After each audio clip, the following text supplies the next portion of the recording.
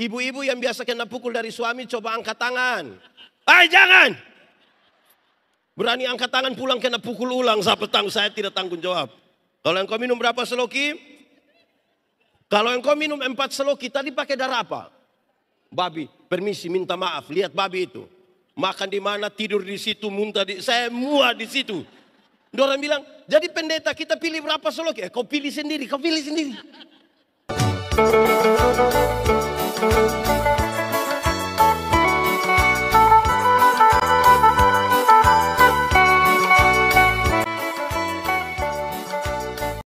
Hidup sebagai alat kebenarannya. Hari ini kita akan bicara 3 bagian penting dari tema ini. Hidup, alat, kebenaran. Sama-sama 1, 2, 3. Hidup, alat, kebenaran. Kita mulai dari yang pertama, hidup. Pertanyaannya ringan saja. Apa itu hidup? Apakah hidup itu bernapas? Ya juga. Apakah hidup itu bertumbuh? Ya juga. Apakah hidup itu hari kita punya berat badan hanya 37, sekarang 73? Itu juga. Apakah hidup itu hari kita pakai celana nomor 27 tidak apa masalah karena perut rata saja, sekarang perut macam 3, satu di sini, satu di sini. Apa hidup itu? Iya juga. Tapi saya mau bilang pada saudara, Alkitab bicara tentang hidup tidak sekedar itu. Tidak sekedar bertumbuh, tidak sekedar kita punya perubahan-perubahan yang sangat physically. Tapi saya mau bilang saudara, hari ini demi nama Tuhan, hidup itu adalah tetap berhubungan dengan Tuhan Allah. Sama-sama 1, 2, 3, hidup apa? Tetap berhubungan dengan Tuhan Allah. Jadi kalau orang bernapas tapi tidak berhubungan dengan Tuhan Allah, sesungguhnya dia sudah mati. Kisah awalnya jelas. Tuhan bilang kepada Adam dan Hawa, semua tanaman dalam taman ini boleh kau makan buahnya. Yang itu tidak boleh. Ketika manusia melangkah melewati batas, namanya apa? DOSA, dibaca. Di Taman Eden itu dosa sederhana pengertiannya. Dosa ialah usaha manusia untuk melangkah melewati batas. Orang tanya saya, pendeta, boleh minum cap tikus atau tidak? Saya bilang saya tidak tahu. Pendeta apa orang tanya bukan jawab tapi tidak tahu. Saya bilang begini, ada legenda Yunani tentang pohon anggur. Legenda ialah cerita yang latar belakangnya kita tidak tahu tidak apa-apa. Pesan-pesan moralnya yang mau kita pakai. Legenda itu bilang begini, pengusaha anggur yang pertama di dunia ialah Nuh. Siapa? Waktu bahtera itu kandas di Ararat, air surut, Nuh turun langsung tanam anggur. Hafal. Hari pertama Nuh siram pakai darah domba. Darah apa? Hari kedua Nuh siram pakai darah singa. Darah apa? Hari ketiga Nuh siram pakai darah monyet. Darah apa? Hari keempat Nuh siram pakai darah babi. Darah apa? Orang bilang itu maksudnya apa? Nuh bilang begini, kalau engkau minum satu seloki, tadi pakai darah apa? Domba. Engkau akan tulus seperti anak domba. Karena itu tempat minummu di perjamuan kudus. Perbuatlah ini menjadi peringatan akan, kalau berapa seloki?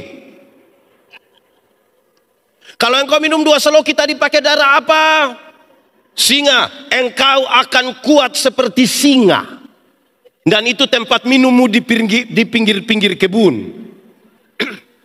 Orang tua dulu kalau mau masuk kebun 2 seloki. Mau tidur 2 seloki. Bangun tidur 2 seloki. Sebentar kalau ada yang mau 2 seloki kan mereka di pinggir-pinggir dulu tuh baru 2 seloki. Kalau berapa seloki? Kalau engkau minum 3 seloki tadi pakai darah apa? Monyet. Oh itu tempat minumnya di atas pohon. Lebih banyak dia tagoyang-tagoyang tuh lebih banyak. Itu belum minum miskin. Tapi kalau 3 seloki dia bilang ambil saja, ambil. Di 3 seloki itu suara tinggi, cerita tinggi, isinya juga tinggi. Dan saudara tahu ada banyak istri kena pukul di yang 3 seloki. Di Bontang ini ada suami biasa pukul istri. Itu 3 seloki kemungkinan itu. Atau sebalik pertanyaannya, ibu-ibu yang biasa kena pukul dari suami coba angkat tangan. Jangan! Berani angkat tangan pulang kena pukul ulang, saya tidak tanggung jawab. Kalau engkau minum berapa seloki? Kalau engkau minum 4 seloki tadi pakai darah apa? Babi. Permisi, minta maaf. Lihat babi itu. Makan di mana, tidur di situ, muntah di, saya muak di situ. Orang bilang, jadi pendeta kita pilih berapa slok? Kau pilih sendiri, kau pilih sendiri. Saya mau tanya kita dulu, kalau minum air susu itu baik atau tidak? Baik atau tidak? Baik, kalau 1 gelas. Coba minum air susu 1 ember. Bisa gila itu. Susu yang bermanfaat saja kalau melewati batas bisa masalah. Apalagi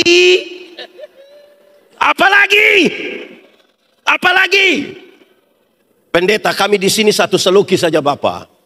Tapi ulang-ulang. Saudara lihat, usaha melangkah melewati batas dari masalah. Tuhan datang tanya, Adam, kamu di mana? Pertanyaan itu bukan karena Tuhan tidak tahu Adam bersembunyi di mana. Tuhan tahu kok tidak? Tuhan tahu kok tidak? So tahu kenapa tanya? Tuhan tahu kok tidak? Lalu sudah tahu kenapa dia tanya? Adam, kamu di mana? Untung Adam tidak bilang, kamu nanya. Itu Adam cari masalah, itu dia cari masalah besar itu.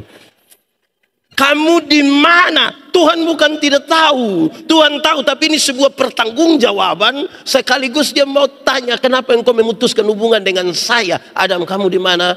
Kami di sini. Kamu tahu apa di situ? Kami sembunyi Tuhan. Kenapa kami sembunyi? Kami telanjang Tuhan. Kenapa kami telanjang? Kami makan ini buah. Siapa yang suruh kamu dua makan? Mereka baku tolak, baku helat Tuhan di sini. Waktu Tuhan panggil, Tuhan kasih mereka pakaian. Pakaian Tuhan yang buat. Saya mau tanya saudara, kalau pakaian Tuhan yang buat bagus ke tidak? Lunas ke tidak? Oh bagus. Yang ini masih ada yang utang. Itu karena manusia yang buat. Pakaian Tuhan yang buat, Tuhan kasih pakai. Makanan Tuhan kasih. Dapat semua itu, terus Tuhan bilang apa? Keluarlah dari Taman Firdaus. Diperhatikan makan minum pakaian, Tuhan bilang keluar dari Firdaus. Tinggal di luar Firdaus tetap ada makanan. Tinggal di luar Firdaus tetap ada pakaian. Tapi apa? Tinggal di luar Firdaus berarti mereka tinggal di luar dari inti kehidupan. Itulah kematian. Itu berarti inti kehidupan bukan pada pakaian. Inti kehidupan bukan pada makanan. Makanya kepada penjahat yang dia bilang begini, Yesus, ingat aku kalau engkau datang sebagai raja. Tuhan Yesus bilang, hari ini juga. Hari ini juga aku membawa kamu masuk kembali ke dalam inti kehidupan. Untuk apa badan bagus-bagus, pakaian ketat-ketat, hidup kaya raya, mati masuk neraka? Kurus-kurus, susah-susah, lemah-lemah, mati masuk surga. Mana yang baik? Badan bagus-bagus, mantap-mantap, mati masuk neraka. Kurus-kurus, susah-susah, mati masuk surga. Mana yang baik? Mana yang baik? Mana yang baik? Dua-dua tidak baik. Yang bagus itu badan bagus-bagus, pakaian ketat-ketat, hidup kaya raya, mati masuk. Tapi kita ini Tuhan baru kasih kepercayaan kecil saja, lupa Tuhan. Dulu masih susah gereja, keliling 62 gereja di Kota Bontang berdoa minta dapat kerja. Mulai dapat kerja, mulai tolak pelayanan, tidak mau ikut serta. Di Bontang sini ada. Itu manusia begitu ada. Dia ada ikut ibadah sekarang. Tunjuk saja, tunjuk dia, tidak apa-apa. Supaya dia belajar ingat Tuhan. Tuhan baru kasih sedikit.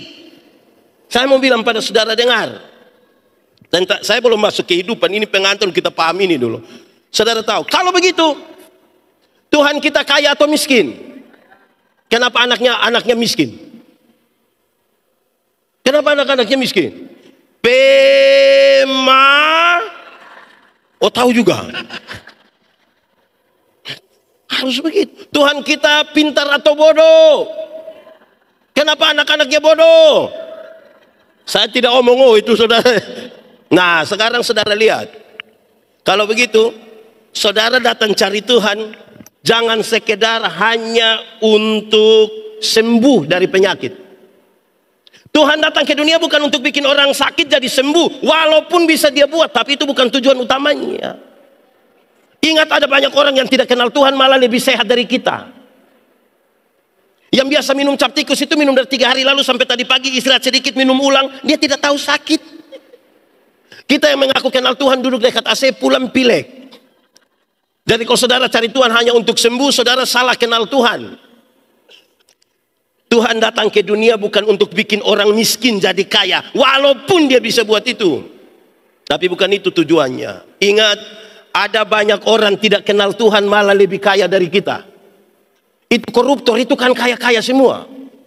Dorang punya rumah 2, 3, 4, 5. Sampai tidak suka tinggal di rumah, mereka tinggal di penjara. Tapi kaya-kaya semua itu. Kita yang mengaku kenal Tuhan ini yang sedikit-sedikit garam habis. Sedikit-sedikit pulsa habis. Mau beli sepatu gereja saja pakai tanya di penjual. Boleh bayar 6 kali? Lalu Tuhan datang ke dunia. Tuhan Yesus datang ke dunia untuk apa? Menebus dan menyelamatkan saya dan saudara. Supaya kita beroleh hidup itu. Kalimat Tuhan Yesus tidak penting. Carilah dahulu kerajaan Allah dan kebenarannya. Nikmati dulu keselamatan itu. Baru yang lain itu di kekayaan, kehormatan di, umur panjang di, jabatan di, istri di.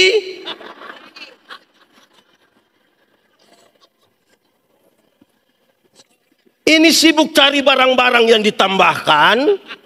Lupa cari yang sesungguhnya. Oke, baik. Jemaat. Jemaat di sini 4 orang. Jemaat. Saya tanya anak-anak sekolah minggu. Saya tanya orang begini. Anak sekolah minggu. Apa beda orang hidup dan orang mati? Dorang jawabannya. Tapi 3 jawaban ini menarik. 1, dorang bilang begini. Pendeta, orang hidup itu bisa ke gereja. Tapi orang mati tidak bisa ke gereja. Betul? Betul? Memang betul. Tidak ada orang yang sudah mati pas hari Minggu dia bilang, tolong bawa saya. Tidak. Yang mati tidak ke gereja. Tapi kemudian saya bilang, anak sekolah minggu, kamu omong yang betul. Kenapa Bapak? Jadi kamu mau bilang kamu punya papa mama yang pemalas gereja itu dorang so mati? Karena yang bisa pergi ke gereja hidup atau mati? Dalam tradisi gereja kami, gereja Masehi Injili di Timor, kalau mau pemakaman orang mati, gemit. Waktu peti sudah di dalam kubur itu, pendeta-pendeta akan mengucapkan kalimat ini. Kita akan memakamkan jenazah ini sambil percaya pada kata-kata Tuhan Yesus. Tuhan Yesus berkata, akulah kebangkitan dan hidup. Barang siapa percaya kepadaku, dia akan hidup sekalipun dia sudah. Siapa percaya Tuhan, siapa tinggal di dalam Tuhan, walaupun mati dia pasti. Tetapi siapa yang di luar Tuhan, yang tidak percaya Tuhan, sekalipun ada hidup-hidup, sesungguhnya dia sudah di Bontang ini hidup semua. Ini orang hidup semua. Berarti hari Minggu gereja penuh sesak semua. Amin. Saya mau tanya, kenapa malam hari ini ibadah mama-mama lebih banyak dari bapak-bapak? Ini mama janda semua. Kita belum bicara dipakai sebagai alat. Ini baru hidup yang pemalas gereja ini. Ada orang yang seumur hidup itu 1 tahun mungkin dia gereja mungkin 2 kali. 1 Natal, 1 Paskah. Jadi dia punya nama jemaat Napas. Natal dan di Bontang sini ada. Siapa punya suami? Coba angkat tangan. Jujur saja. Jujur saja. Karena Natal 1 kali, Paskah 1 kali, singkatan tambah panjang. Napas 1-1. Kalau napas 1-1, Romo tolong berdoa. Kalau napas tinggal, memang repot. Ada orang yang seumur hidup itu mungkin ikut gereja hanya mungkin 4, 5, 6 kali saja. Pertama waktu dia nikah. Kedua waktu anak baptis. Ketiga waktu anak nikah. Dan kemungkinan yang keempat itu waktu pemakaman dia. Repot betul kita pun cara bergereja. Anak sekolah minggu saja tahu. Orang hidup bisa pergi ke, orang mati bisa pergi. Itu anak sekolah minggu saja tahu. Repot ini. Saya pernah bilang kepada orang-orang, Laki-laki ini waktu masih pacaran rajin sekali jemput dia punya pacar pergi ke gereja, rajin. Sudah menikah dia tidak pergi lagi. Ibu pergi sendiri, jadi pendeta tanya, "Bapak, kenapa kasih tinggal ibu sendiri datang ke gereja? Kenapa bapak tidak ikut?" Terus dia bilang, "Pendeta, waktu pendeta kasih nikah saya dengan ibu, kami dua telah menjadi satu. Jadi ibu kalau sudah pergi itu sama juga dengan saya juga sudah. Memangnya kalau ibu sudah makan sama dengan bapak sudah makan?" Jemaat, saya suka bilang begini, masuk surga itu seperti pergi di WC. Tahu WC? Pernah pergi? Tidak bisa diwakilkan. Masing-masing akan pergi sendiri. Atau siapa di Bontang yang ketika dia mau ke belakang pendeta tanya, "Bagaimana? Belakang? Titip." Tidak, masing-masing mempertanggungjawabkan sendiri. Ini ibu-ibu ini juga satu, ini ibu-ibu dorang ini. Cantik-cantik begini datang gereja jalan sendiri. Terus pendeta bilang, "Ibu, suami mana?" Terus pendeta tahu saya, ini sudah tahu begini kenapa kawin dengan dia? Kenapa mau ambil resiko? Itu tentang hidup pertama itu. Anak sekolah minggu tahu kalau orang hidup bisa kemana? Orang mati bisa pergi. Kedua, dia orang bilang begini, "Pendeta, orang hidup itu bisa makan, tapi orang mati tidak bisa makan." Betul? Memang betul. Tidak ada orang mati yang 3 hari kita belum kubur terus dia bilang, "Tolong bubur." Tidak ada orang mati bisa makan. Tapi saya mau bilang pada saudara, jemaat, ada banyak orang termasuk ini para perantau atau orang-orang yang ada di Bontang ini. Orang tua susah di kampung, orang tidak pernah kirim beras. Tidak pernah. Tidak pernah kirim gula, tidak pernah kirim apa-apa. Orang tua mati baru dia bawa babi besar. Itu juga utang. Di sini ada yang begitu. Bawa kerbau besar ada. Lunas. Orang mati tidak bisa makan. Perhatikan yang masih hidup, bukan yang sudah. Ini kita belum bicara alat ini. Masih bicara hidup ini. Orang tua punya rumah sudah miring-miring begini, miring-miring. Tidak ada satu anak pun yang kerja bantu orang tua. Orang tua mati dia punya kuburan pakai keramik. Gambar Tuhan Yesus baru tulis Immanuel. Immanuel apa itu yang macam begitu? Di Bontang sini ada. Itu keluarga ada di sini. Ada. Dia pakai baju warna apa? Omong saja tidak apa-apa. Belajar untuk kalau hidup pakai hidup itu yang benar. Iya. Jemaat. Orang tua masih hidup beli kasih dia jas. Beli kasih dia sepatu biar dia pakai alas kaki kemana-mana. Saya lihat ini orang NTT ada banyak begini kirim sepatu. Ini orang tua hidup jalan kaki kosong sampai dia punya jari kaki terbuka besar begini. Waktu mati orang beli sepatu. Sepatu mana mau masuk di kaki yang begini? Tidak ada. Akhirnya tidak kasih pakai dong, kasih sandar sebegini. Baru ada harga di sini lagi. Anak kualat itu. Yang masih hidup. Bukannya waktu sepatu masih begini dia tidak beli. Sepatu posisi begini baru dia beli. Memangnya dia mau jalan begini ke atas. Itu anak sekolah minggu saja tahu. Ketiga, anak sekolah minggu bilang begini, "Pendeta, orang hidup itu bisa bicara, bisa omong-omong.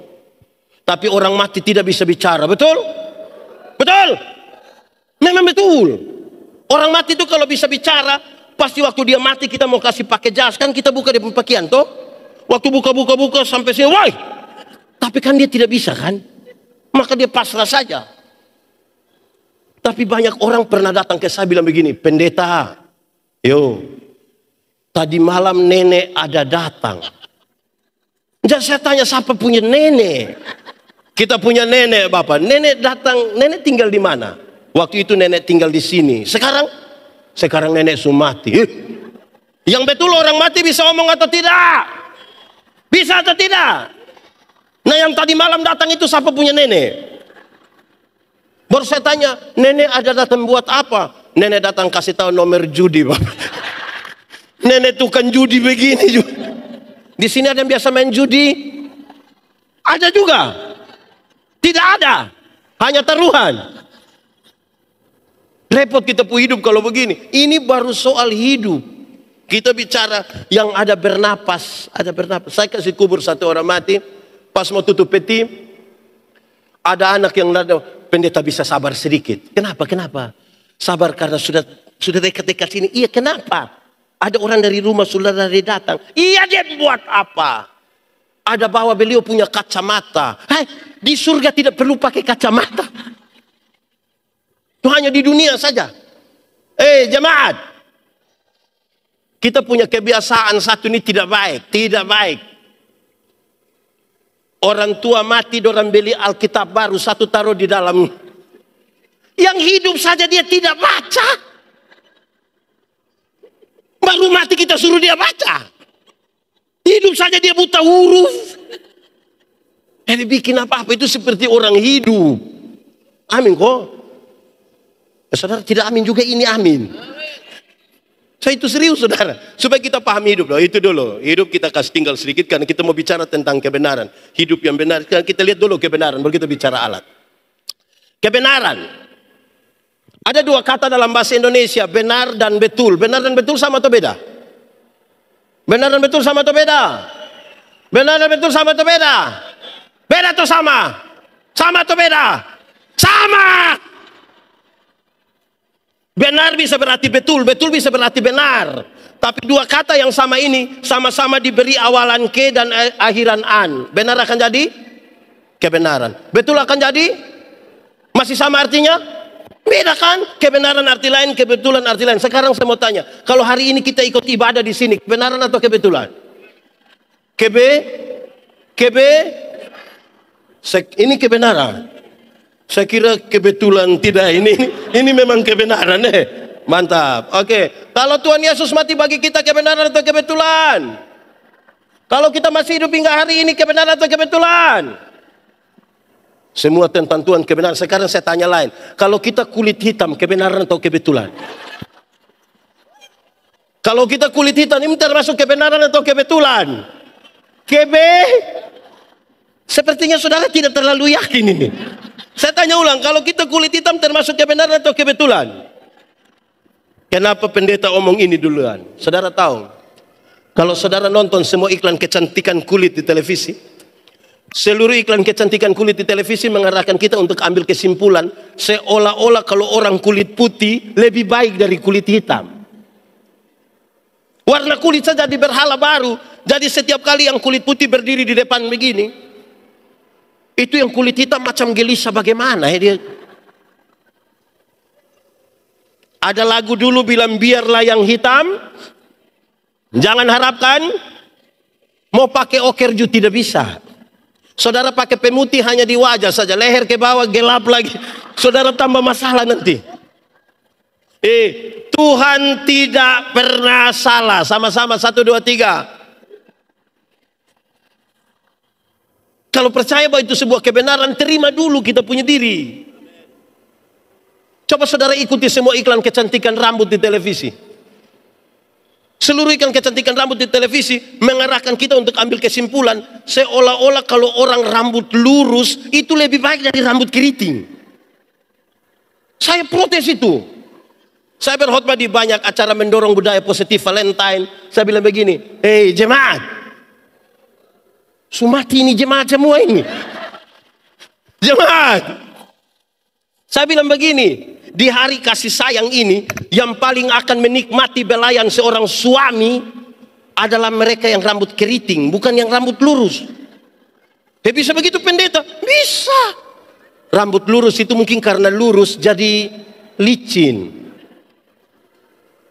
Sayang, sayang, tidak ke, masa sayang. Yang keriting itu dibelai menarik. Sayang, lebih. Jangan gelisah hanya karena rambut keriting. Jangan gelisah. Tuhan tidak pernah salah. Seolah-olah Seorang perempuan cantik itu harus tinggi 170, berat badan 48 kg. Jadi proporsional sekali. Akhirnya banyak ibu-ibu tidak makan malam. Dorang hanya telan ludah malam. Asam lambung naik baru dia bilang, dalam nama Yesus tidak akan sembuh. Ini supaya hidup tak salah ini. Jemaat. Coba lihat kalau ada ibu-ibu gemuk, 2 orang duduk di sini, terus yang gemuk 1 lewat di sana. Dengar orang 2 punya percakapan. Pas lihat begini, orang baku korek bilang begini, saya dengan dia siapa lebih kurus? Di sini ada. Itu ibu dong ada di sini. Tunjuk. Repot lah. Jadi saudara, saya mau tanya kita jemaat. Kalau kita punya istri cerewet sekali, kebenaran atau kebetulan?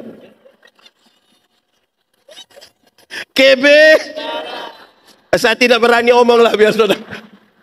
Oke, baik. Apa pesan pertama dari kebenaran ini? Kan kita akan masuk di inti tentang kebenaran. Saya mau bilang, kalau hari ini masih ada orang-orang Toraja, orang Manado, orang Jawa merasa lebih baik dari orang Timur, Anda bermasalah dengan hidupmu. Karena kita tidak pernah meminta. Tuhan waktu cipta saya, dia tidak pernah bilang, Yandi, engkau mau Timur atau Eropa? Dia tidak tanya. Langsung jadi. Atau ada kita yang pernah meminta begitu? Jadi tidak usah ada penilaian di situ. Kan kita semua tidak pernah meminta. Tidak pernah. Saya ingat saudara-saudara, tahun saya kan tinggal di kampung. Tahun 96 saya pergi sekolah teologi di Kupang. Sebagai laki-laki normal, ini kan saya suka perempuan. Saya begini-begini suka perempuan. Tapi dorang tidak ada yang suka saya. Dulu kan kita titip salam, kita bilang, non, salam engkau pun teman Dong pikas tau, nona, ada salam dari Yandi itu. Dia punya pertanyaan menarik. Yandi itu orang apa? Dari mana? Dia kira saya orang gila mungkin kan? Dong kasih tahu, Yandi itu orang Timur dari Soe. Terus dia bilang, tapi dia calon pendeta itu, orang baik itu. Terus dia bilang begini, perbaiki keturunan. Hah? Wah, dia kira saya keturunan ular beludak mungkin kan? Woi, sakit hati betul. Saya diam-diam. Jemaat, saya berdoa, saya sekolah baik-baik, jadi pendeta. Di mana-mana dia lihat bersama pendeta Yandi, bersama pendeta Yandi, bersama pendeta Yandi, bersama pendeta Yandi. Dia yang itu hari tolak itu. Malam-malam messenger. Hampir saya abaikan. Tapi penasaran juga. Jemaat. Mari kita lihat poin tentang kebenaran. Banyak orang Kristen merasa dia tinggal dalam kebenaran. Merasa. Tapi apakah memang dia tinggal dalam kebenaran? Belum tentu. Belum tentu. Kenapa? Kebenaran dalam Alkitab itu punya 3 dimensi. Berapa? Berapa? 3 kalau pakai bahasa Indonesia bilang? 3. Pakai bahasa Inggris baru? Bahasa Toraja? Bahasa Manado? Bahasa Rote? Ada 3 hal. Kalau orang merasa bahwa dia tinggal dalam kebenaran, ukurannya ada 3. 1, kebenaran itu punya dimensi legal. Sama-sama 1, 2, 3. Legal. Legalitas. Ikut aturan. Semua bentuk pelanggaran terhadap aturan Tuhan tidak mau. Legalitas yang dibangun di atas pulihnya hubungan manusia berdosa ini dengan Tuhan Allah. Penindasan terhadap kekristenan sudah mulai secara masif dan sistematif dari awal. Orang-orang Kristen mau coba ikut aturan saja, cari dia pun kesalahan. Apalagi kalau langgar aturan. Legalitas yang dibangun di atas pulihnya hubungan manusia berdosa dengan Tuhan Allah. Saya pakai contoh saja. Jemaat, tahu motor? Pernah naik motor? Siapa punya motor? Punya sendiri? Sudah lunas? Naik motor, kalau ada SIM, STNK, pakai helm, lampu-lampu ada, kaca spion ada. Ada operasi lalu lintas di jalan besar. Berani masuk? Berani masuk? Ya kenapa berani? Kan ikut aturan. Tapi coba SIM tidak ada, STNK tidak ada, lampu-lampu tidak ada helm, kaca spion tidak ada, operasi lalu lintas di situ, berani masuk? Berani masuk? Kenapa tidak berani? Lihat sini. Berani. Kenapa tidak berani? Tapi kan saudara punya om polisi toh. Jemaat. Lanjut. Kalau ada SIM, STNK, lampu-lampu ada, kaca spion ada, pakai helm, ada operasi lalu lintas di situ, berani pergi? Kalau tidak ada SIM, STNK, lampu-lampu tidak ada operasi, berani pergi? Kenapa tidak berani? Tapi kan saudara om polisi toh. Makanya kebenaran dalam Alkitab punya dimensi legal, ikut aturan. Kalau saudara pakai helm, SIM ada, STNK ada, lampu-lampu ada, kaca spion ada, operasi lalu lintas di situ, saudara masuk. Sampai di situ polisi tidak tahan, saudara putar kembali. Polisi tanya, kenapa putar kembali? Pak, tolong tilang saya, karena saya ikut aturan. Persoalan kita kan suka langgar-langgar aturan. Di sini ada yang biasa langgar aturan. Dia ada di sini. Dia pakai baju warna hitam.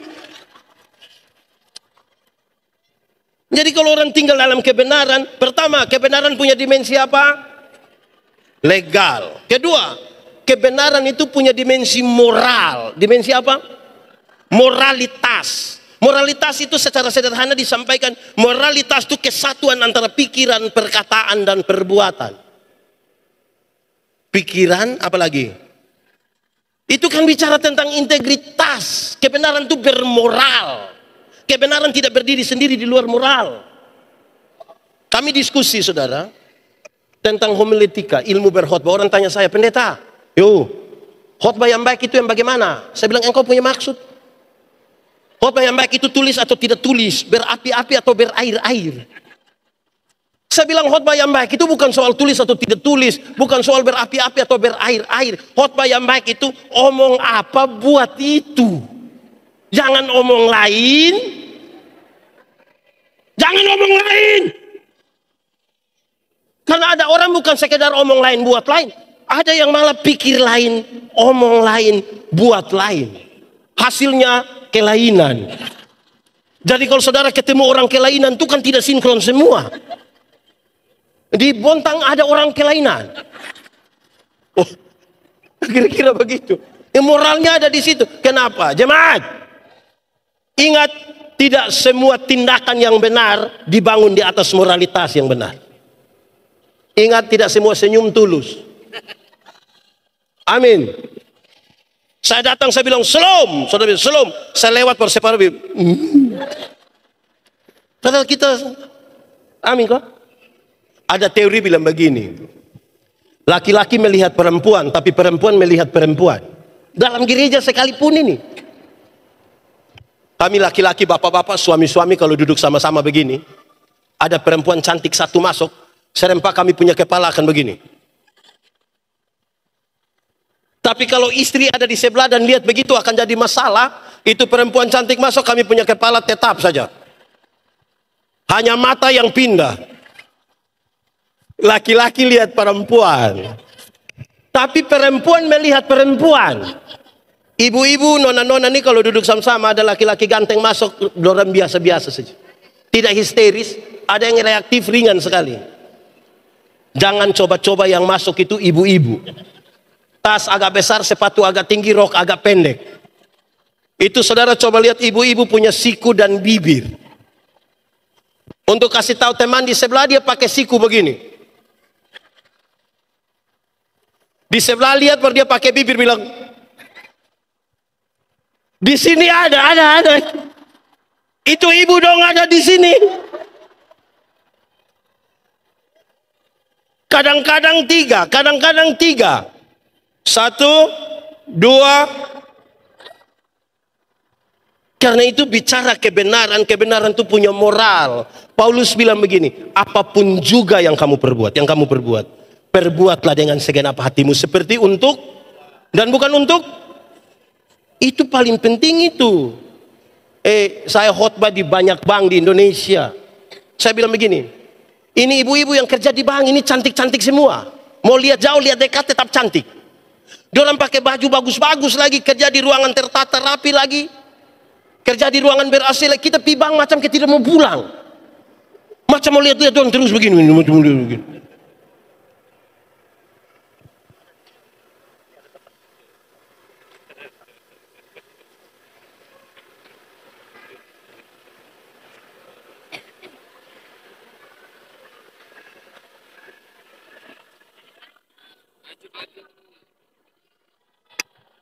Nanti kamu tidak lihat saya.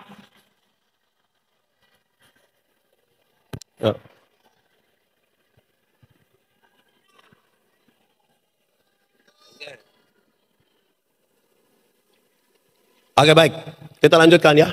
Jemaat, apapun juga yang kamu perbuat, perbuatlah dengan segenap hatimu seperti untuk dan bukan untuk.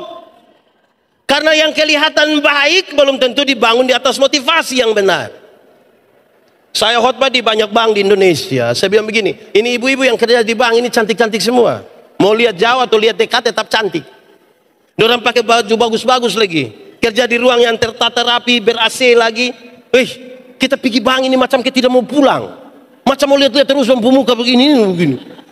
Kita baru naik di tangga terakhir. Dengan santun sekali diorang bilang begini, selamat siang, ada yang bisa kami bantu?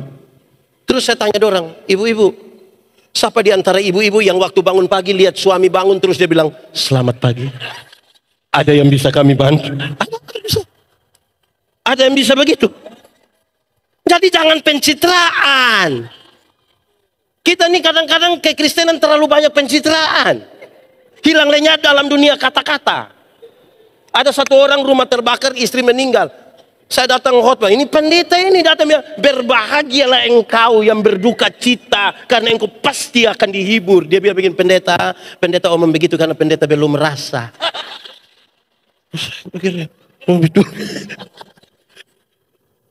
Jemaat, jangan hilang lenyap dalam dunia kata-kata. Kenapa? Daftar makanan tidak dapat mengenyangkan laparmu. Siapa di antara kita yang karena lapar dia masuk satu warung tulis bilang nasi ayam, dia puji Tuhan saya suka kenyang? Tidak bisa. Kebenaran itu punya dimensi moral. Karena yang kelihatan baik, orang tua yang di kampung yang tidak sekolah ajar kita tentang visi. Ini kan BKAG yang buat. Orang tua di kampung bilang begini, untuk apa kita tidur satu tempat tidur yang sama tapi dengan mimpi-mimpi yang berbeda? Lebih baik kita tidur tempat tidur yang berbeda tapi dengan mimpi-mimpi yang sama. Lebih baik saya ulang ini kalimat bikin status. Untuk apa tidur satu tempat tidur yang sama tapi dengan mimpi-mimpi yang lebih baik kita tidur tempat tidur yang berbeda tapi dengan mimpi-mimpi yang ini bicara tentang visi bersama. Kalau satu orang bermimpi itu hanya mimpi, tapi kalau kita semua bermimpi yang sama itu kenyataan. Dunia ini mau membangun kenyataan, bukan membangun asumsi, membangun mimpi, mau bangun visi-visi bersama. Jangan biarkan wali kota punya visi sendiri, jangan biarkan para pemimpin gereja punya visi sendiri. Semua orang punya visi bersama, baru bisa maju. Karena itu kalau mau mimpi tidur. Jemaat, tadi kebenaran punya dimensi apa pertama? Dua punya dimensi. Yang ketiga, kebenaran punya dimensi sosial. Apa? Sosialitas. Kepekaan untuk turut mengambil bagian dalam penderitaan orang lain. Solidaritas. Kenapa Tuhan mau mati bagi kita? Dan dia solider dengan kita. Kita semua sudah berdosa. Tidak ada orang bisa paksa Tuhan untuk menebus kita. Tapi kalau dia datang bagi kita, karena solidaritasnya yang kuat bagi kita. Sekarang saya mau tanya kita, jemaat. Di Bontang ada swalayan? Pernah belanja di swalayan? Pernah tawar di swalayan? Tidak toh? 99.900 dia kasih 100.000. Dia orang kasih kembali permen satu, dia bilang, kamu dapat saja, jangan ukur saya. Pemilik swalayan orang kaya atau orang miskin? Beli di orang kaya tidak tawar. Tapi coba pagi-pagi ada nenek-nenek bawa sayur. Ini nenek susah sekali. Mungkin pulang jual sayur dia mati itu. Itu tawar atau tidak? Tawar atau tidak? Oh, tahu juga. Itu dia punya penawaran mengerikan. Nenek, sayur berapa? Ini nenek sudah senang ini. 3.000. Dia sengaja kaget. 3.000? Bisa 9.000? Kadang-kadang tambah satu kalimat pendek. Bisa 9.000. Nenek tanam sendiri juga. Itu kalau saya yang jual, saya bilang, ibu bawa gratis saja. Bawa gratis saja. Tawar sayur 3.000 jadi 9.000. Padahal turun dari Innova. Di tangan kanan ada iPhone terbaru. Tangan kiri ada Samsung terbaru. Masih ada Nokia dalam saku. Rantai salib berat 2 kilogram. Tawar sayur 3.000 jadi 9.000. Durhaka itu. Jemaat, mulai besok tawar sayur itu kebalikan dari itu. Mulai besok itu nenek-nenek jual tanya, nenek sayur berapa? 3.000. Maaf nenek, boleh 3.000?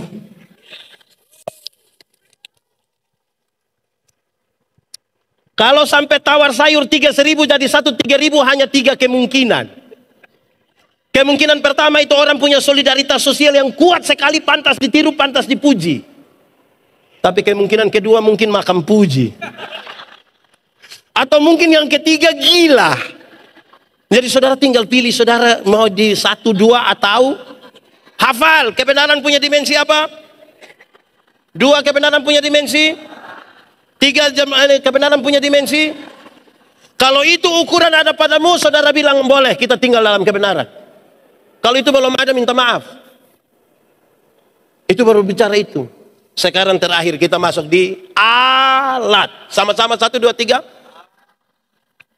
Alat itu sarana. Alat itu bukan tujuan. Sarana memang dibutuhkan, tapi dia bukan tujuan. Yang alat tidak boleh merampas tujuan. Sebertalenta apapun saudara, saudara tidak boleh merampas kemuliaan Allah. Karena kita hanya alat. Seperti apapun kekuasaan saudara, saudara jangan merampas kemuliaan Allah. Karena kita hanya alat. Sama-sama 1, 2, 3. Kita hanya. Ini alat mesti pakai dengan baik. Anak sekolah minggu ajar kita satu lagu yang legend betul-betul. Kita menyanyi. Boleh sambil tepuk tangan. Sabar. Belum. Lagu belum tahu sudah tepuk tangan bagaimana. Ini lagu legend sekali. Saya kira kita pasti tahu lagu ini. Hati-hati gunakan. Hati-hati gunakan. Karena apa?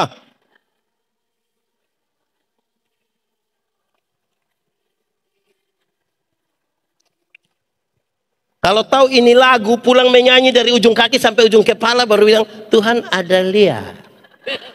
Memang majelis tidak lihat, tetangga tidak lihat, tapi amin.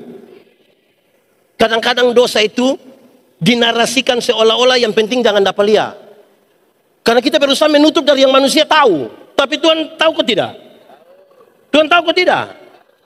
Pindah ke mulut. 1, 2, 3. Hati-hati gunakan. Hati. Karena apa? Karena itu.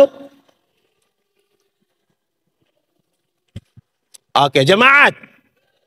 Untuk alat kali ini kita lebih praktis saja. Saya mau kasih tahu. Pertama, mulut orang Kristen itu jangan suka tipu lah. Di sini ada yang tukang tipu. Ada di sini. Dia paham apa coba yang itu, paham apa yang tukang tipu itu. Ini mulut ini pakai, jangan suka tipu lah. Jemaat. Tipu boleh atau tidak boleh? Boleh atau tidak? Kalau untuk kebaikan kita tipu boleh. Apa? Ulang-ulang. Tipu boleh atau tidak? Boleh atau tidak? Kalau untuk kebaikan kita tipu boleh? Tidak boleh. Tidak ada tipu untuk kebaikan. Tipu itu tipu. Satu tipu melahirkan tipu baru. Bapak, kenapa tidak ke gereja? Perasaan dengan pendeta tanya, terus dia bilang, saya sakit. Ini tipu ini. Kita ketemu dia punya istri, kita bilang, mama, bilang bapak ada sakit. Ibu tidak tahu, ibu bilang, tidak, ada baik-baik di rumah itu. Kita ketemu dia, terus kita bilang, bapak, ibu bilang bapak tidak sakit. Terus dia bilang, sebenarnya saya sakit tapi belum kasih tahu ibu.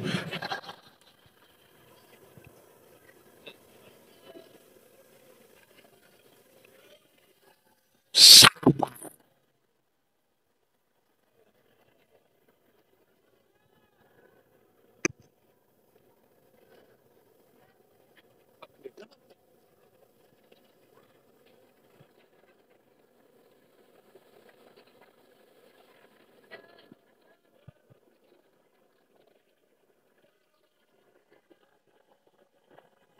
Tunggu. Oke, baik kita lanjut. Jemaat, tipu boleh atau tidak? Boleh atau tidak? Kalau tipu untuk kebaikan boleh? Tidak boleh. Satu tipu melahirkan tipu baru. Alkitab bilang, bapa dari penipu ialah, daripada waktu kita tipu kita punya bapa nama. Di sini ada yang dia punya bapa nama begitu. Jemaat, ada satu anak kecil umur 1,5 tahun, laki-laki baru belajar bicara. Dia punya bapak kepala desa. Ini anak setiap kali dia mau kencing, dia minta tolong dia punya bapak yang kasih kencing. Tapi karena bapak rasa pejabat, bapak bilang, anak masa saya kencing. Dia ajar dia punya anak, adek, kalau adek mau kencing, adek kasih tahu bilang adek mau menyanyi.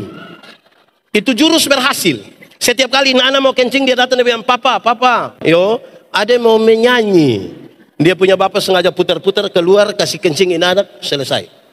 Satu saat dia punya papa mama berangkat ke Jakarta, titip ini anak di dia punya om. Tengah malam ini anak mau kencing, dia kasih bangun dia punya om. Om, yo, adek mau menyanyi. Dia punya om karena tidak tahu, dia pun bilang, jangan, ini sudah malam nak, jangan.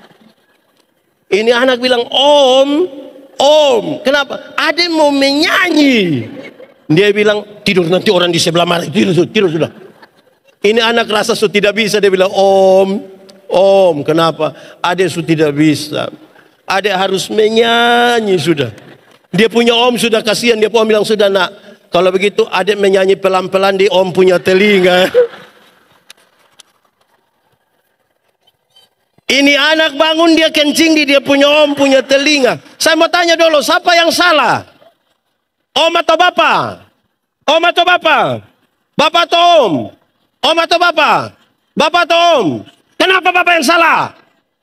Makanya kalau benar katakan, salah katakan, ya katakan, tidak katakan, menyanyi katakan, kencing katakan, berani yang kau rubah sedikit. Kan kasihan itu om punya telinga tuh. Jadi ini mulut ini pakai sebagai alat kebenaran tuh, jangan suka tipu. Pendeta Yandi, kami di Bontang ini kami tidak tahu tipu pendeta. Kami hanya suka pakai kata sebenarnya dan tapi. Kenapa tidak ke gereja? Sebenarnya saya pergi. Tapi kalau tapi itu dia tidak pergi. Jadi sebentar kalau pulang dari sini ketemu orang yang harusnya dia datang tapi dia tidak datang, terus bilang, kenapa tidak ikut? Terus dia bilang, sudah. Saya sudah tahu engkau punya maksud, tidak usah omong, tidak usah. Kita yang terlalu banyak tipu sampai aduh kadang-kadang. Mulut ini jangan suka pakai tipu. Amin kok. Kedua, mulut orang itu yang mau kerjakan kebenaran, jangan suka maki-maki. Di sini ada yang biasa maki? Ada kok tidak? Tidak ada. Sedikit lagi dunia kiamat di ini Bontang ini. Maki ialah mengeluarkan barang-barang yang tidak perlu dikeluarkan. Itu barang diam-diam di situ kita omong dia supaya kenapa? Kalau ada anak-anak kecil umur 1,5 tahun yang tadi dia maki tanpa kita setuju, kita masih bisa terima. Kan dia tidak mengerti toh? Anak kecil ini kalau dia mandi habis, biar dia tidak pakai pakaian sama sekali, papa mama punya tamu ada, dia bisa keluar jalan begini. Kan dia tidak mengerti kan? Tapi coba dia punya bapak coba. Dia pun bapak mandi habis, ibu-ibu ada latihan paduan suara, terus dia pun bapak keluar. Hai besti, cari masalah itu. Jangan suka maki-maki lah. Ini mulut ini. Kita ini mulut. Jemaat. Di sini ada yang biasa gosip. Laki-laki atau perempuan? Laki-laki atau perempuan? Dong ada duduk di sini. Yang di tengah atau yang di kiri kanan? Orang yang biasa gosip itu, dia datang itu, orang ada serius. Dia datang, dia bilang begini. Bukan kita mau omong orang. Bukan kita mau omong. Padahal, di sini juga ada yang begitu, Mama. Siapa punya istri itu yang terlalu sekali kita hidup. Jadi, saudara, untuk pakai teks tadi, saudara, coba saudara baca. Alat ini dipakai sebagai senjata melawan, untuk melawan sesuatu yang tidak berkenan kepada Tuhan. Yang tidak berkenan kan kita bisa hitung, tipu, segala macam. Ini mulut ini jangan suka membuli. Kita ini suka bully orang. Terlalu akrab, kadang-kadang bully. Ada teman tagal kulit hitam sedikit, dia datang, dia bilang, "Shalom." Terus kita bilang, suara ada tapi orang di mana? Terlalu akrab ini sampai jadi sembarang kita. Di sini ada yang begitu. Yang tukang kolok-kolok orang di sini ada. Ada di mana dia itu? Kreativitas itu mesti dipakai untuk hal yang benar. Saya baca ada di Mikrolet 1 di Kupang, dia punya tulisan di samping pintu sopir itu. Tulisannya menarik. Kalau mau umur panjang, pura-puralah tuli. Jadi saya bayangkan, mungkin supaya orang omong, nah kita tidak usah. Saya bayangkan begitu. Ternyata bukan itu yang dia maksud. Dia lanjut di bawah. Kalau mau umur panjang, pura-puralah tuli. Supaya kalau Tuhan panggil, engkau tidak dengar, engkau jalan terus. Saya bilang manusia macam begini, ini Tuhan tidak panggil. Nanti dia pergi sendiri. Kadang-kadang kita terlalu sembarang kalau bicara itu. Kadang-kadang saudara, penghargaan kita pada kemanusiaan itu bermasalah. Wali Kota Bontang yang kami hormati. Tidak tahu dia hormat betul kok tidak, tapi dia pun. Bapak Ibu pendeta yang kami kasih. Bapak Ibu guru yang kami muliakan. Tapi kalau pagi-pagi ada penjual tomat lewat, kita panggil bilang apa? Tomat. Penjual ayam kita bilang, penjual sapi kita bilang, dorang ada nama kok tidak? Kenapa panggil sapi? Kita punya mulut ini seringkali aduh repot. Orang-orang tua ini kita tanya, "Bapak, anak berapa?" "Anak 4 orang pendeta." "Terus sudah kerja di mana?" "Puji Tuhan pendeta, anak 4 orang, yang 3 sudah jadi manusia." Anak 4 orang yang sempat jadi manusia, yang jadi manusia berapa? Yang satu. Jemaat, kalau dia jadi wali kota manusia atau bukan? Kalau jadi anggota dewan, jadi polisi, jadi pendeta, jadi guru. Tapi kalau kamu tamat SMA tidak ada kerja, kamu pun bapak bilang kamu bukan manusia.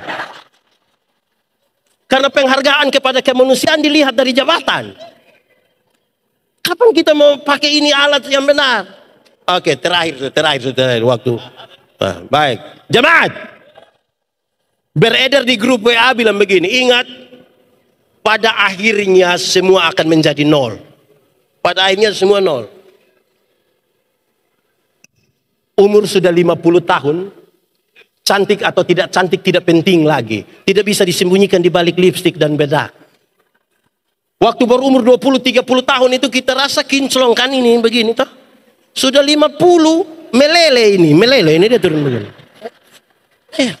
Mau perawatan bagaimana?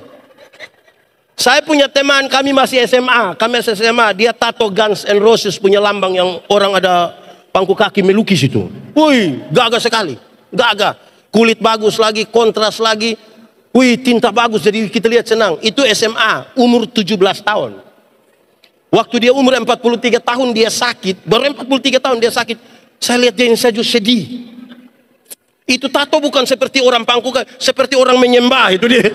Dia sudah menurun. Ibu-ibu, kalau ada orang tanya bilang, "Ibu, umur berapa?" Terus ibu bilang, 50. Dia sengaja kaget. 50? Macam 35. Jangan percaya, jangan percaya. Jangan percaya. Masa umur 50 sama dengan 35? Nah, yang 15 di mana? Jangan percaya. Kalau ibu jalan dengan ibu punya anak nona, orang tanya, "Yang itu siapa itu sayang? Itu siapa itu? Itu siapa?" "Itu saya punya anak perempuan yang pertama." Dia sengaja kaget. Anak perempuan? Macam kakak adik. Jangan percaya. Jangan percaya. Masa mama dengan anak macam kakak adik? Mama dengan anak kalau macam kakak adik hanya dua kemungkinan. Kemungkinan pertama, dia punya anak punya muka terlalu tua. Jadi dengan dia punya mama itu macam tipis sekali. Atau kemungkinan yang kedua, dia punya mama menikah terlalu muda. Mungkin 6 tahun sunika. Akhirnya jarak jambang. Pada akhirnya semua akan jadi 0. Pada akhirnya. Kedua, umur 60 tahun, ada jabatan atau tidak ada jabatan sama saja. So pensiun, rata-rata ASN, TNI, Polri kerja di perusahaan pensiun di umur-umur 60 tahun toh. Waktu kita masih aktif itu kita datang orang bisa bilang, "Siap, laksanakan hormat lanjutkan." Aktif. Sudah pensiun mau terima taspen, anak kecil yang baru honor 3 bulan dia bilang, "Pak Tua, ada aman?" Wih, rasa kita tidak aman. Pada akhirnya 0. Di usia 70 tahun, rumah besar atau rumah kecil sama saja. Apalagi rumah tingkat. Kau pakai tongkat mau naik di lantai 2 dengan begitu. Tidak jadi. Tidak jadi, kecil saja. Di usia 80 tahun, kalau Tuhan izinkan kita umur panjang, usia 80 tahun. Bahkan kaya atau miskin pun tidak penting. Tidak mungkin lagi beli daging 2 kilo makan sendiri, tidak mungkin. Kolesterol, asam urat, darah tinggi, diabetes, gigi tidak ada. Orang lain masih kunyah, kita tidak kunyah. Karena gigi tidak ada jadi semacam mall saja. Mall-mall begini, dia perasa suami. Paling-paling hanya begitu. Mau kejar apa? Iya. Kumpul cucu lari-lari begini, terus cucu bilang, "Opa, mau makan apa biar adek ambil ya?" Paling-paling opa hanya bilang, "Jangan. Opa makan bubur." Paling-paling hanya begitu. Jemaat. Kesuksesan itu ada 2. Ada berapa? 2 kalau pakai bahasa Indonesia bilang, pakai bahasa Inggris bilang, pakai bahasa Toraja bilang, pakai bahasa Manado bilang, pintar orang sekarang. 1, kesuksesan yang tampak, yang kelihatan. Kesuksesan yang tampak, yang kelihatan itu dulu miskin sekarang kaya. Dulu tidak ada rumah, sekarang rumah sudah tinggi besar. Dulu tidak ada pengikut, sekarang pengikut banyak. Dulu jalan kaki, sekarang naik mobil, Grab. Ya kita anggap sukses lah. Tapi sukses yang seperti itu bisa direkayasa. Sangat gampang direkayasa. Ada kesuksesan kedua, yaitu kesuksesan batinia, kesuksesan spiritual. Kenapa kesuksesan spiritual penting? Karena di sini ada kejujuran. Di sini ada pengakuan dosa. Di sini adalah benteng paling terakhir orang berjumpa dengan godaan demi godaan. Mari kita jujur. Waktu, tenaga, uang, kesempatan, talenta, lebih banyak kita pakai untuk kesuksesan yang mana? Yang tampak, yang kelihatan. Seolah-olah kesuksesan yang tampak itu teriakannya sangat besar dan gampang untuk kita mengabaikan yang spiritual. Padahal yang akan menyertai kita dalam perjalanan hidup ini adalah kesuksesan spiritual.